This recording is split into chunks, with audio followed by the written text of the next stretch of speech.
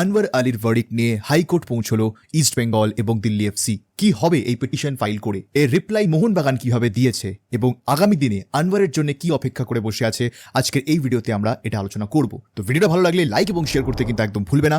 অবশ্যই ভাবে যারা প্রথমবার এসেছো এই চ্যানেলে এবং এখনো এই চ্যানেলটাকে সাবস্ক্রাইব করনি, কিসের ওয়েট করছো, অবশ্যই সাবস্ক্রাইব করে নিও এরকম ডেইলি ইন্ডিয়ান ফুটবল আপডেট পাওয়ার জন্য। আপাতত চলো শুরু করবো আজকে আমরা প্রথম আপডেট দিয়ে। তবে আনওয়ার আলীকে নিয়ে ডিসকাশন শুরু করার আগে বেশ কয়েকটা আরো ইম্পর্টেন্ট আপডেটস রয়েছে, সেগুলো তোমাদের সাথে শেয়ার করে দেবো। তো ফার্স্ট অফ অল হচ্ছে এএফসি চ্যাম্পিয়ন্স লিগের টেলিকাস্ট নিয়ে একটা বড়সড় আপডেট রয়েছে। আমরা সকলেই জানি যে এএফসির প্রত্যেকটা কম্পিটিশনের যে রাইটস, সেই রাইটস এই মুহূর্তে রয়েছে ফ্যান কোডের কাছে, অর্থাৎ ভারতে এই ম্যাচগুলো ওটিটিতে দেখানোর রাইটস আছে ফ্যান কোডের কাছে। তো সেই কারণে এই এএফসি চ্যাম্পিয়ন্স লিগ 2 এর ম্যাচ বা এএফসি চ্যালেঞ্জ লিগের যে ম্যাচেসগুলো কেউ যদি তাদের নিজেদের ফোন বা ডিভাইসেসে স্ট্রিম করতে চাও, তাহলে সেই ক্ষেত্রে তোমরা এই ফ্যান কোড অ্যাপটা খোলো এবং খুলে এদের যে চ্যাম্পিয়ন্স লিগের ইভেন্ট রয়েছে সেই ইভেন্ট তোমরা ওপেন করতে পারো এবং সেখানে বিভিন্ন রকমের অপশনস রয়েছে।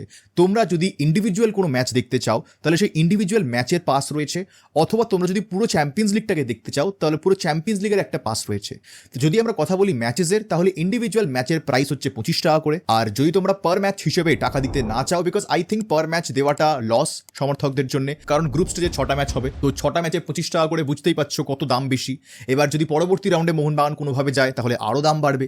তাহলে এর থেকে তো আমি তোমাদের রেকমেন্ড করবো একেবারে পুরোপুরি চ্যাম্পিয়ন্স লিগ 2 এর পাস কিনে নেওয়া, সেটা মাত্র 99 টাকা দাম। তো 99 টাকাতে তোমরা পুরো গোটা চ্যাম্পিয়ন্স লিগ 2 স্ট্রিম করতে পারবে, অর্থাৎ যে কোনো ম্যাচ তোমরা দেখতে পারো 99 টাকায়। একেবারে ফাইনাল ম্যাচ অবধি সেই পাস কিন্তু ভ্যালিড থাকবে, অর্থাৎ তোমরা যদি চাও তোমরা ট্র্যাক্টরের ম্যাচেস দেখতে পারো, তোমরা রফশানের ম্যাচেস দেখতে পারো, তো অনেক বেটার ডিল সেটা। তো আমি তোমাদের রেকমেন্ড করবো তোমরা যারা ফ্যান কোডের থ্রু দিয়ে এই খেলা দেখতে চাও, তোমরা ডাইরেক্ট 99 টাকার প্যাকটা কিনে নাও। তো এই হচ্ছে এএফসি চ্যাম্পিয়ন্স লিগ 2 এর telecast details. I think challenge লিগের ইভেন্ট এখনো আসেনি, আমি শিওর নই, আমি এখন চেক করিনি। তবে এএফসি চ্যালেঞ্জ লিগও এখানে ফ্যান কোডেই দেখানো হবে, এরকমটাই খবর।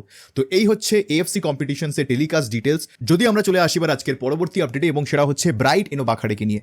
তো মার্কাস মেরগুলাও তার ট্রান্সফার সিক্রেটসের ডে 3 পোস্ট করেছেন এবং সেখান থেকে তিনি জানিয়েছেন যে এই মরশুমে অন্তত 5টি আইএসএল ক্লাব ব্রাইট এনোবাখারেকে সই করার চেষ্টা করেছিল বা ইচ্ছা প্রকাশ করেছিল, বাট শেষ মুহূর্তে এই 5টি ক্লাব পিছিয়ে আসে এই প্রস্তাব থেকে, কারণ পরে তারা রিয়েলাইজ করেছে যে ব্রাইট এক দলে খেলার প্লেয়ার নয়, ও খুবই ফ্রিকল মাইন্ডেড প্লেয়ার। আজকে এখানে আছে তো কালকে অন্য ক্লাবে চলে যাবে। তো লং টার্ম প্ল্যান ব্রাইটকে নিয়ে ভাবা যায় না এবং তার হিস্ট্রিও সেটাই দেখায়, যেই কারণে ইনিশিয়ালি 5টি ক্লাব তার উপরে ইন্টারেস্টেড থাকলেও ইনফ্যাক্ট তার এজেন্টের সাথে তার সাথে কন্ট্যাক্টসও হয়েছিল, ইনকোয়ারিজও হয়েছিল, কথা এগিয়েও ছিল, বাট শেষ মুহূর্তে গিয়ে এই 5টি ক্লাব কিন্তু পিছিয়ে আসে এই ডিল থেকে, citing disciplinary and loyalty reasons.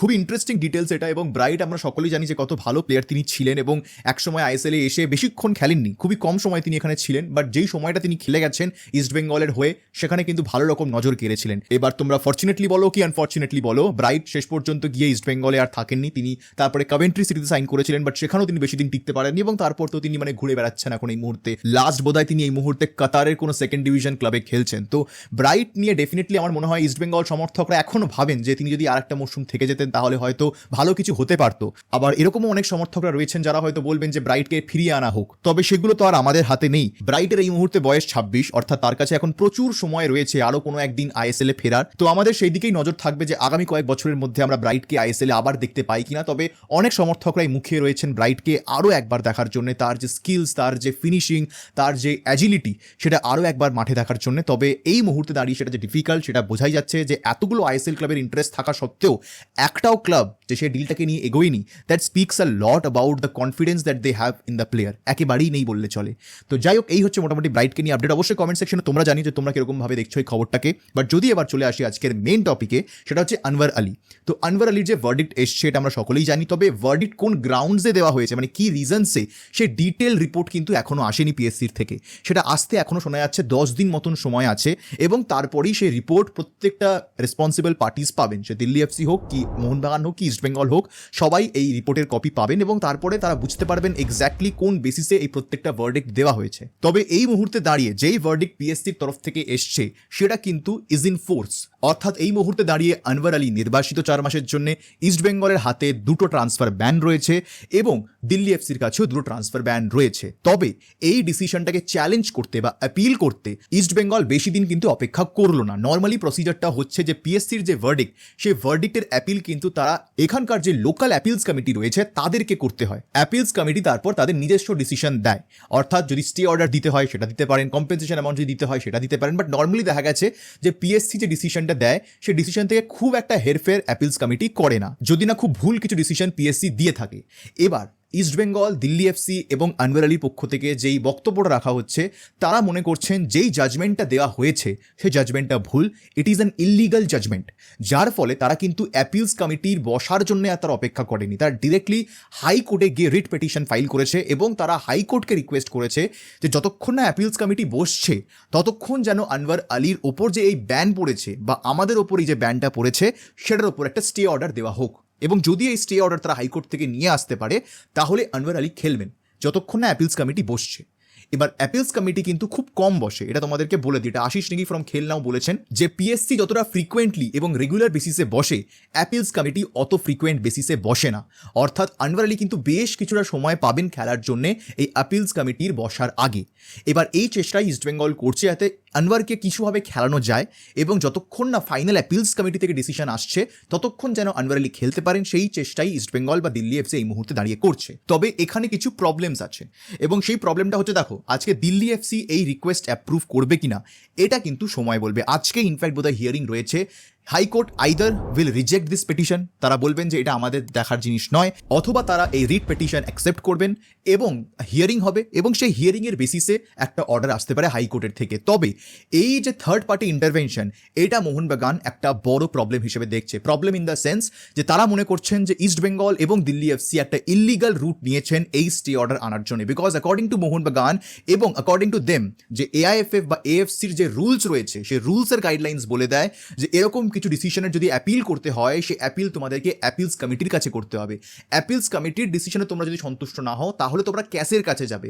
তবে এই যে থার্ড পার্টি ইন্টারভেনশন হাইকোর্টকে নিয়ে আসা, এটা according to AFC and AIFF rules Mohun Bagan মনে করছে is an illegal step taken by East Bengal এবং দিল্লি এফসি, যার ফলে মোহনবাগান এই মুহূর্তে দাঁড়িয়ে লিগাল নোটিশ পাঠিয়েছে এআইএফএফ এবং এএফসিকে এটা জানিয়ে যে দিল্লি এফসি এবং ইস্টবেঙ্গল এরকম একটা পদক্ষেপ নিয়েছেন যেটা পুরোপুরি গাইডলাইন্সের এগেনস্টে, এবং তারা এক্সপেক্ট করছে যে এআইএফএফ এবং এএফসি এর ওপরে কিছু স্ট্রিক্ট অ্যাকশনস নেবে। খুবই ইন্টারেস্টিং বিষয় এটা একটা, বিকজ মোহনবাগান যে গ্রাউন্ডস থেকে উক্তিটা করছে সেটা কিন্তু খুব একটা ভুল উক্তি নয়, কারণ আমরা বারবার এটা আলোচনা করে এসেছি যে যদি ইস্টবেঙ্গলকে অ্যাপিল করতে হয় সেই অ্যাপিল তারা করবে অ্যাপিলস কমিটির কাছে অথবা ক্যাস, হাইকোর্টের এখানে কোনো রোল নেই। এবং সব থেকে বড় কথা হচ্ছে যে গ্রাউন্ডসের বেসিসে এই ভার্ডিক্টটা এসছে, যতক্ষণ না সে গ্রাউন্ডস পাবলিশ হচ্ছে ততক্ষণ ইস্টবেঙ্গল বা দিল্লি এফসি কোন যুক্তিতে অ্যাপিলটা করবেন।